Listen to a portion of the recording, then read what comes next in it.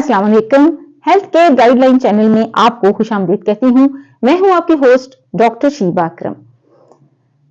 जब मैंने ये चैनल नया स्टार्ट किया था तो मैं अक्सर सोचती थी कि कौन से टॉपिक पे वीडियो बनाऊं, कौन सी ऐसी मालूमात है जो हमारे सब्सक्राइबर्स तक जाना जरूरी है, जिससे हमारे पेशेंट्स, हमारे सब लोग फायदा उठा सकते हैं। लेकिन अब ये मसला तो लोगों ने खुद ही आसान कर दिया है। अब मुझे ऐसा नहीं सोचना पड़ता, क्योंकि पेशेंट्स खुद ही कहती हैं कि डॉक्टर साहब आप इस टॉपिक पे वीडियो बनाएं, हम इस बारे में जानना चाहते हैं। तो इस तरह से 2-3 टॉपिक्स मेरे पेशेंट्स ने मुझे सजेस्ट किए हुए हैं, उन पे भी इंशाल्लाह बात करेंगे। लेकिन एक खातून ने आज बहुत इंसिस्ट किया कि डॉक्टर साहब इस बारे में तो आप लाजमी वीडियो बनाएं और हमें बताएं कि ऐसा क्यों होता है। आज वही टॉपिक हम आपसे डिस्कस करेंगे। तो ये टॉपिक है कि पीरियड के दौरान कुछ खवातीन को और कुछ बच्चियों को बहुत ज्यादा खून पड़ता है, बहुत ज्यादा। इसकी उन्होंने 3 किस्में मुझसे पूछी। पहली वो बच्चियां जिनको नए नए पीरियड आने शुरू होते हैं, अभी उनको 1 बार 2 बार ही आए होते हैं कि दूसरी तीसरी बार वो फ्लो, वो बहाव जो है खून का, वो इतना तेज होता है कि सब घर वाले परेशान हो जाते हैं कि ये क्या हुआ है। मतलब उस बच्ची, वो छोटी सी बच्ची है बेचारी, क्या उम्र होगी, 11-12 साल, और इस एज में जब उसे इतनी ज्यादा ब्लीडिंग होगी कि वो पैड पे पैड बदलेगी, तो क्या होता है, उसका रंग पीला जर्द पड़ जाता है और वो खुद भी डर जाती है, उसके घर वाले डर जाते हैं। और कई दफा तो ये बच्चियां गिर के बेहोश हो जाती हैं, इनमें खून की कमी हो जाती है और सांस फूलने लग जाते हैं, बहुत ही तकलीफ देह हालत हो जाती है। तो उन्होंने पूछा कि हमारी फैमिली में इस तरह बच्चियों के साथ होता है, तो आप बताइए कि ये क्यों होता है, क्या ये कोई बहुत परेशानी की बात है। अच्छा, इसके अलावा कुछ फैमिलीज में ऐसा था कि बिल्कुल उनके केस अच्छे तरीके से हो जाते हैं, बेबीज पैदा होते हैं। जब डिलीवरी चाहे नॉर्मल हो चाहे सिजेरियन सेक्शन से हो वो बहुत आराम से जाती है। लेकिन उसके बाद फिर उनको बहुत हैवी ब्लीडिंग होती है, ब्लड कंट्रोल नहीं होता और इसमें वो बहुत परेशान हो जाती हैं।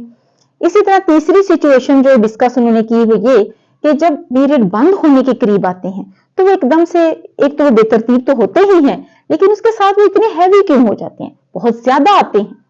अब इन तीनों चीजों को हम तफसील से देखेंगे।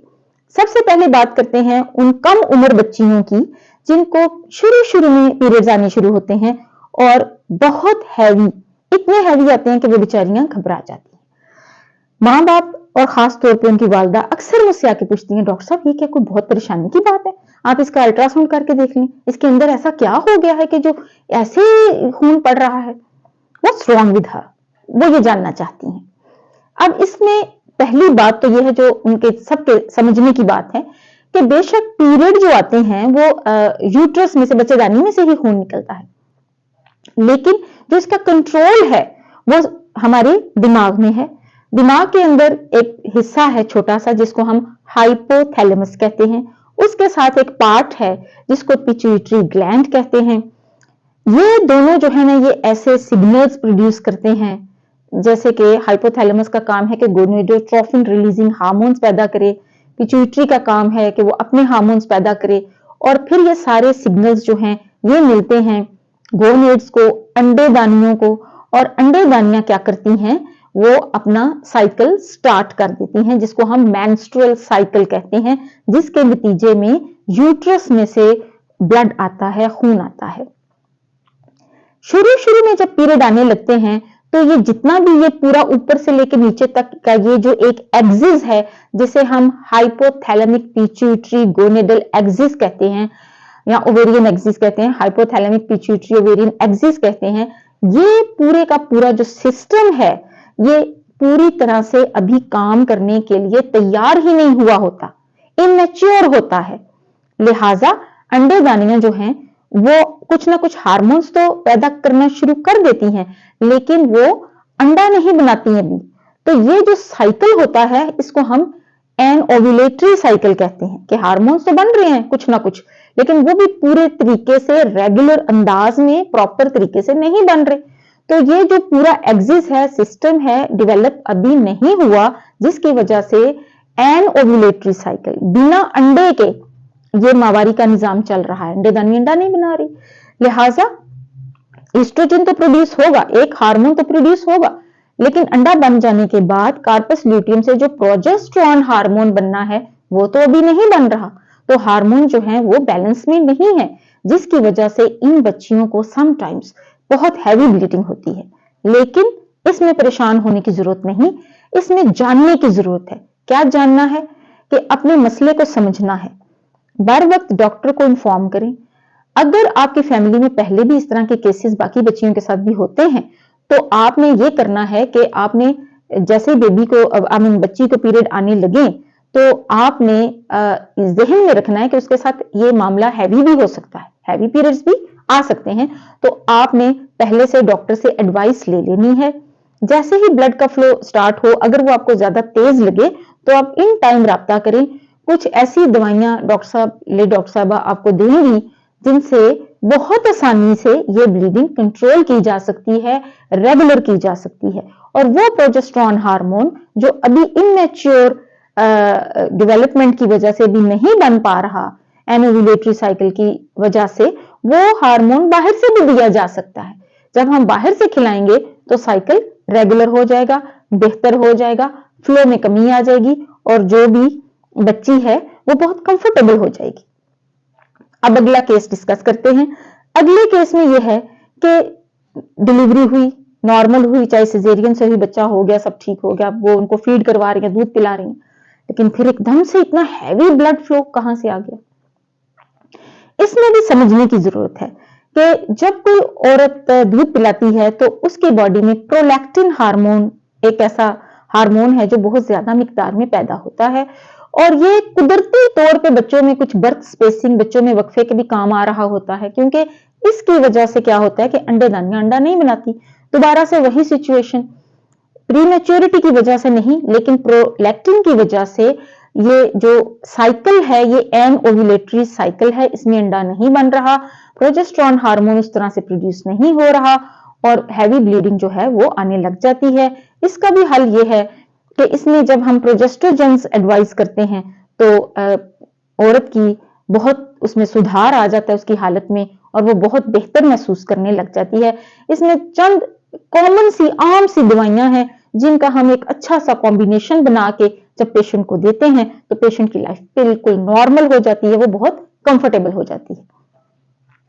अब एक तीसरी सिचुएशन है कि पीरियड बंद होने से पहले क्या हो जाता है। कुछ लोगों को बहुत हैवी हो जाती हैं, बहुत ज्यादा आते हैं, खवातीन परेशान हो जाती हैं कि कोई बीमारी लग गई है, कोई मसला बन गया है। अब ऐसी खवातीन जो हैं, पहली जो दो कंडीशन थी उनमें जब पीरियड ज्यादा तो जरूर आते हैं लेकिन उनके साथ दर्द नहीं होती, लेकिन इस उम्र में, ओल्ड एज में या आफ्टर मिडिल एज आप इसको कह सकते हैं, not very much old age, period बंद होने से पहले जो उनकी प्री मेनोपॉजल एज है, उसमें आके जो बहुत हैवी पीरियड्स आ रहे हैं और वो दर्द के साथ आ रहे हैं, उसमें रसोलियां भी हो सकती हैं बच्चेदानी के अंदर। उसमें एडिनोमायोसिस की एक कंडीशन है जिसमें बच्चेदानी का साइज बहुत बड़ा हो जाता है, उसके अंदर मसल की साथ साथ फाइब्रस टिश्यू काफी ज्यादा होते हैं अंदर यूट्रस में। और एक कंडीशन है एंडोमेट्रियोसिस जिसमें पीरियड के साथ साथ बहुत पेन भी होता है, और अगर पेन ज्यादा है तो एंडोमेट्रियोसिस को जरूर कंसिडर करना चाहिए। इसी तरह पेल्विक इन्फ्लेमेटरी डिजीजेस, अंदरूनी वर्म, सूजन, वो भी पीरियड हैवी भी होते हैं और दर्द के साथ भी होते हैं, लेकिन चूंकि माहवारी बंद होने से पहले भी हार्मोन्स का सिस्टम डिस्टर्ब जरूर होता है, लिहाजा वो भी हैवी मेंस्ट्रुअस की जो वजह है वो होती है, हो सकती है।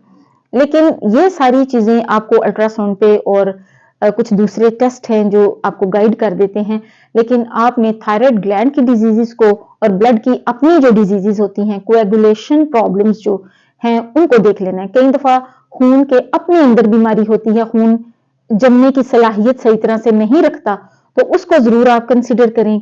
अगर वो प्रॉब्लम है तो उसको एड्रेस करना तो पहली बात है, और अगर थायराइड का प्रॉब्लम है तो उसको देखना भी बहुत जरूरी है।